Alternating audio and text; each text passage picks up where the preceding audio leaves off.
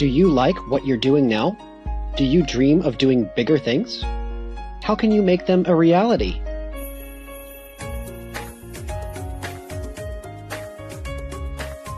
To make the most of life, we need to get out of our comfort zone. Realizing our dreams requires hard work, luck, and a lot of courage. Do you have what it takes to go after them? Or will you settle for security instead?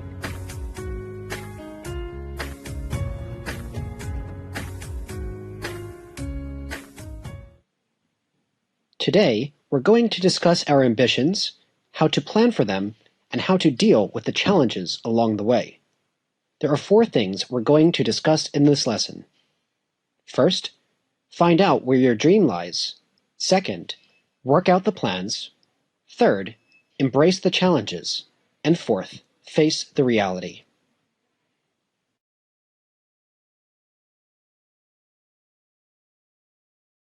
These days, we're often told to follow our dreams. We're told that when we follow our passion, we can change the world. This optimistic talk is common among startup companies. Bill Gates famously dropped out of college to found Microsoft, and so did Steve Jobs. But in order to follow our dreams, we first need to know what our dreams are. Bill Gates dropped out of college because he knew what his dream was. But discovering our dreams isn't always straightforward. Some people have general interests, but they don't have a specific goal. So, how can we figure out what we want to do? The first thing we should determine is what matters to us. What topics can we read about and discuss for hours? What issues do we care about? In our Dongni course, Ed and Emma are both health-conscious vegetarians. Organic food is important to them. What do you really care about?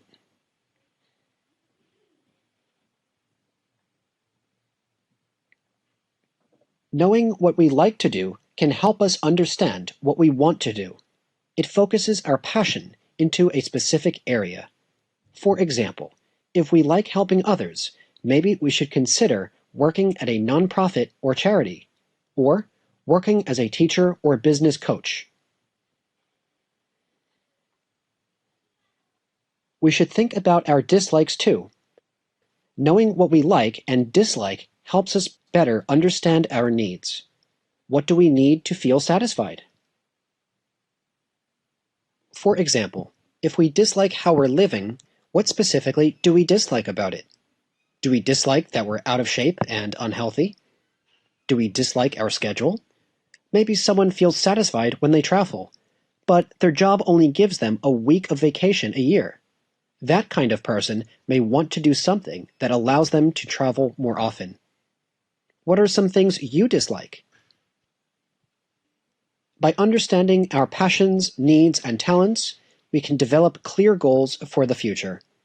We learned in Dongni that Ed and Emma were both health-conscious vegetarians. They wanted to create a business that provided healthy food to busy people. They wanted it to be something they could be proud of. To find our calling, we need to know ourselves.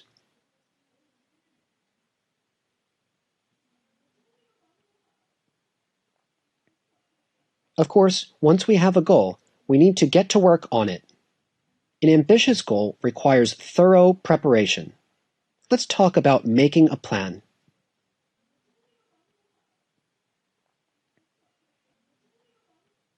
The former CEO of Citibank once said, "Details make up the big picture." Realizing an ambitious goal depends on solid planning. We need to consider our current situation, where we would like to be, and how we will get there. For example, we may have decided we're going to lose weight, but then we feel lost about where to start. That's why we need a clear plan. In this case, we could create an exercise schedule and give ourselves a timetable for losing smaller amounts of weight. This way, we use smaller goals to make steady progress toward a larger one.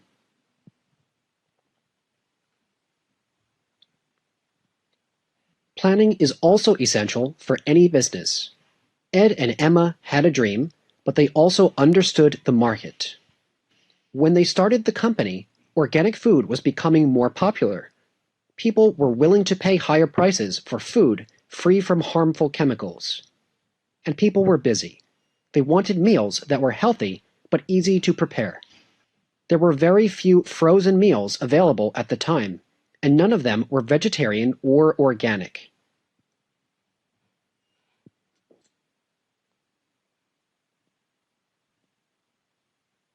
In other words, there was a gap in the market. That means there is a demand for our product, but there aren't too many similar products. Ed and Emma saw the opportunity and launched their first product. It was hugely successful. As we learned in our course, the market response was profitable beyond their expectations. Ed and Emma likely did their market research. If there wasn't any demand for their product, the results may have been different.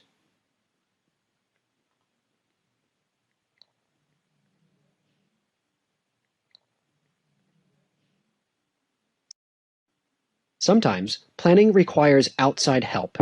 Partners and mentors can offer great advice and fresh perspectives to help us reach our goals. Sometimes, they can even make our goals bigger and better.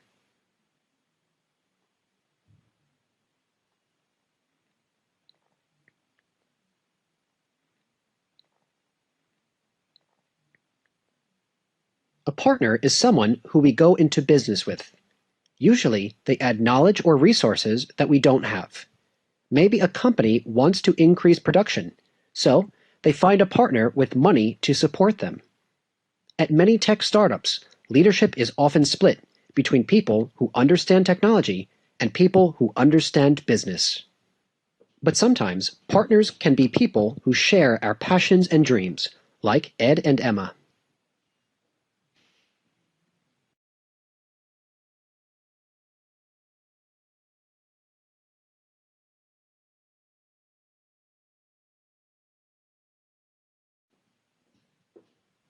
Bringing a partner into a company can have many benefits. In addition to money, sometimes they bring experience and connections. For example, if Emma's best goes global, it may hire a CEO with experience selling organic meals internationally. Of course, partners are not always good for a company. Sometimes their vision may clash with the founders. If a startup hires an experienced CEO, he may want to change the entire direction of a company. For example, maybe the startup wants to create quality products, but the CEO wants to make cheaper products to lower costs. So, when we take on a partner, we should make sure they share our values.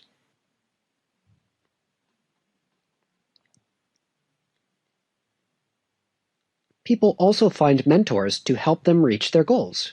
A mentor is an experienced person who can offer us advice.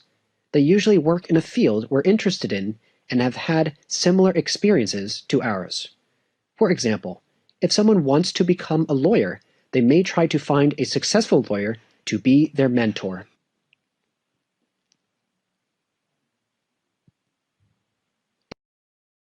If we are faced with a challenge or a setback, a mentor can offer guidance on how to move forward.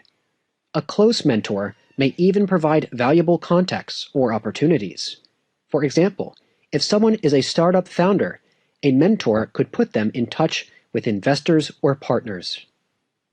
When we're working towards our goals, having the right help is priceless. But we can't only depend on other people. We need to have the right attitude too. We need to be, and stay, passionate.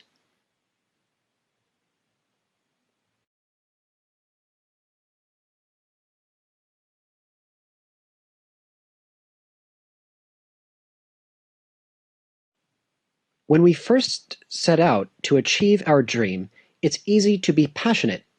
After all, we are finally working towards something we've always wanted to do, and we haven't experienced any failure. But over time, our passion may cool down, especially if our expectations don't match our reality. Maybe our company launches a product, but the market response isn't enthusiastic. When we begin to feel discouraged, we need to keep our passion alive. We have to remember that we are working toward our goal because it's what we're meant to do. If one idea doesn't work, we need to come up with another.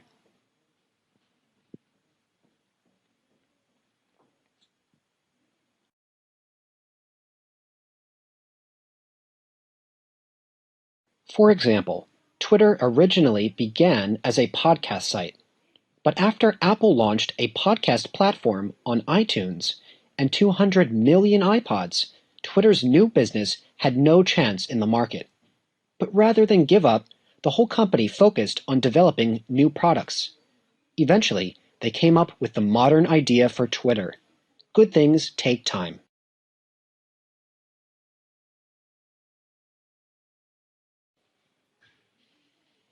And great work comes from passion. When we are motivated, our passion pushes us to achieve incredible things. We may work harder and faster. For example, if a startup has a strong sense of purpose, it can get exciting new products to the market quickly. Even with plans and passion, we will face many challenges as we follow our dreams. Let's talk about some of the issues that may await us and how we can handle them. To reach life-changing goals, we need to get out of our comfort zone. Many of us have comfortable jobs, but to do bigger and better things, we will probably have to abandon this safety. And when we abandon security or comfort, we will face new fears. For example, we may be afraid of failure.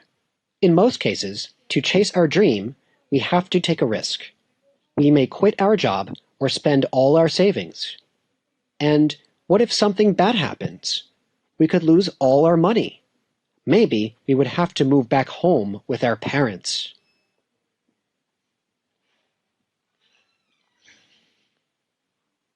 What's even worse is that if we fail, our life's purpose can feel like a waste of time. Maybe we weren't talented enough to dream big. For some people, these fears become an excuse to never take risks. But we need to embrace our fears. We should trust ourselves and focus on our work. Life isn't full of Ed and Emma stories. We have to expect setbacks. What matters is how we react to them.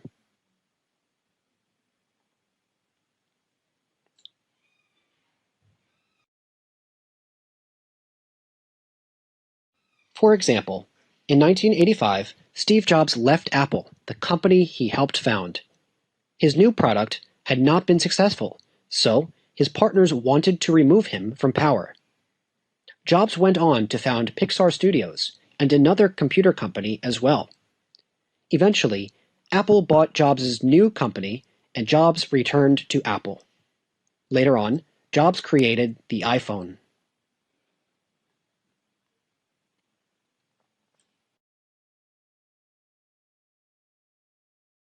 After Jobs left Apple, he must have been bitter and depressed. He could have let his fear of failing again control him. But he stayed passionate. He focused his energy into new projects and made them successful. This is why we need to keep our passion alive. Failure is temporary, and our passion keeps us motivated.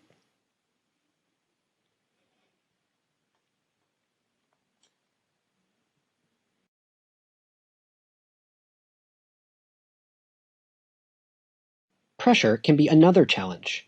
It is especially common among startup founders. Everyone knows that building a company is tough. Ed and Emma knew it would be hard work, but they were determined to try. But even if we're determined, the pressure can still get to us.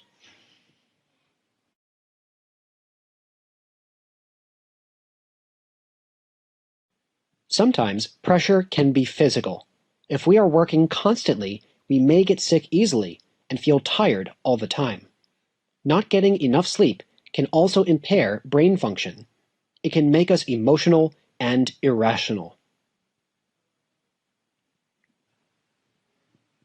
Other times, pressure can be mental. We may worry about sudden changes. We may be fighting with our business partner. Maybe we are getting rejected from a lot of job interviews. If these stresses grow, we may become depressed.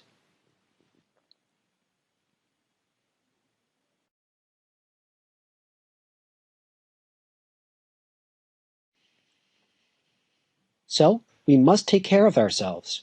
We may have a lot to do, but we can't do it from a hospital bed. It's important to exercise every day, get enough sleep, and eat well.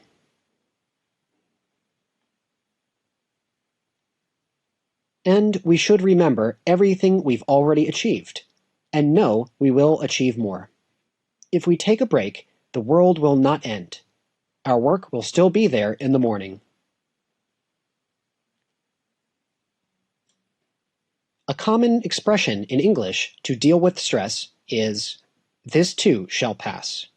It means that our current problems are temporary. We just need to get through them. Remember that the next time you're stressed.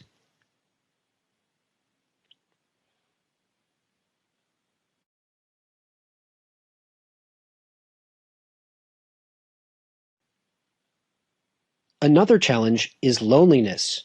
Working toward a big goal may require us to work harder than we do. But the harder we work, the less time we may have for friends and family.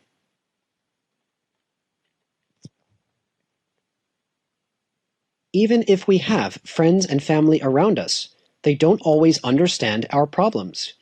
Without the right support network, it may be hard to express our fears and worries. So, it's important to talk to people who understand us.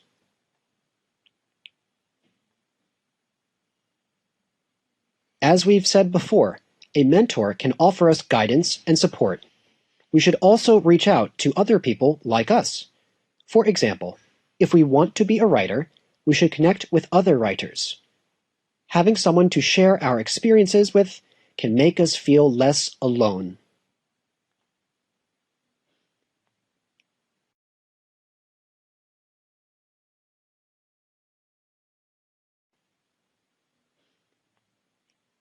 Still, with all these challenges, we may be tempted to quit. We may see our friends happy and successful in safe jobs. We may also want that kind of comfortable life. But as we say in English, the grass is always greener on the other side.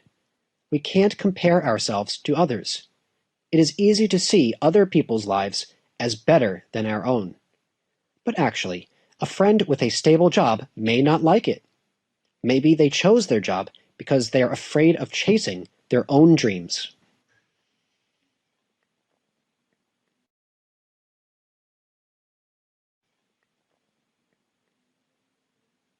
And even if our lives are stressful, we are working for the life we want.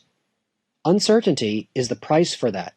If we settle for money, we may be comfortable, but we probably won't be satisfied, and we may fear failure. But failure is not as bad as regret.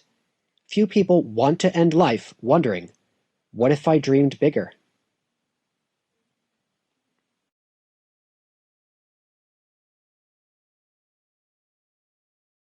And failure is not the end of the world either. When we don't succeed, all we can do is face the reality and try again. Let's talk about how we can cope with disappointment, but still move forward. When we experience a setback, we may feel bitter, embarrassed, and depressed. We may want to think about all the things that went wrong. We may want to blame others. We even want to deny it has happened. But we need to accept it.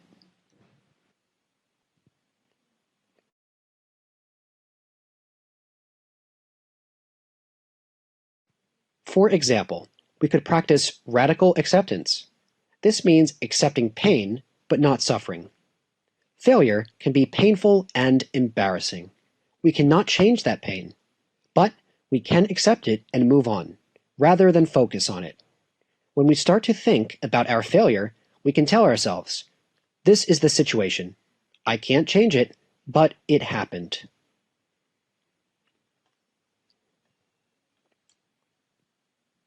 Even if we have accepted our situation, we still may be upset about it. So, while we need to move forward, we also may need to work through our current feelings.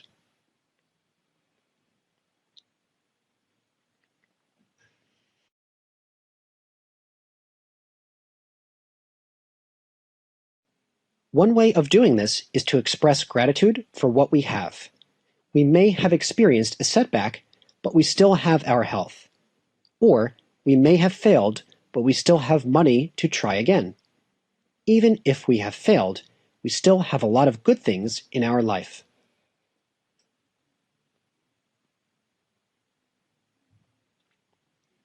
Another popular practice is to practice mindfulness. Mindfulness means to focus on the present moment. We often get caught up thinking about problems, worries, and regrets. Sometimes this makes our problems seem bigger than they are. Small issues may start to feel like the end of the world.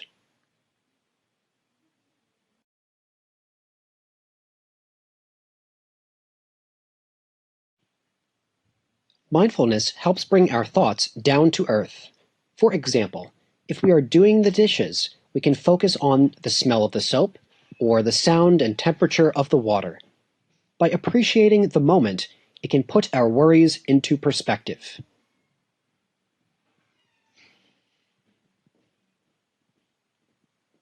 By accepting the situation, we can think about how to move forward. We can identify what went wrong and create a plan to avoid the same mistakes.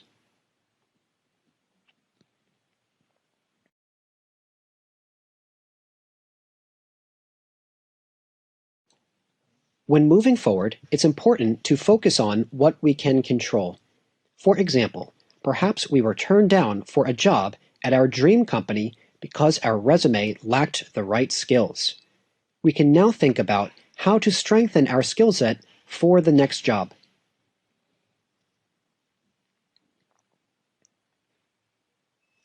But if we didn't have a good emotional connection with our interviewer, we shouldn't be too hard on ourselves. That issue was not in our control. Remember that life can often come down to luck. We shouldn't worry about what we cannot directly change. A popular phrase in English is fail forward. It means to use a bad experience to help us improve.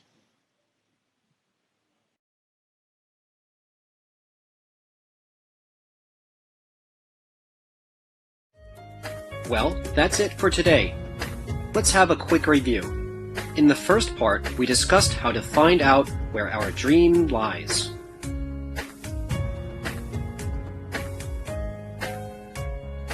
In the next part, we talked about specific ways to work out our plans. Then in the third part, we gave solutions about how to deal with different kinds of challenges.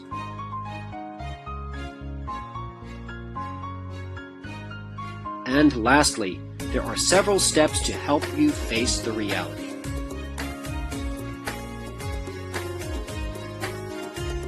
Hopefully, you leave this lesson more inspired to chase your own dreams, big or small.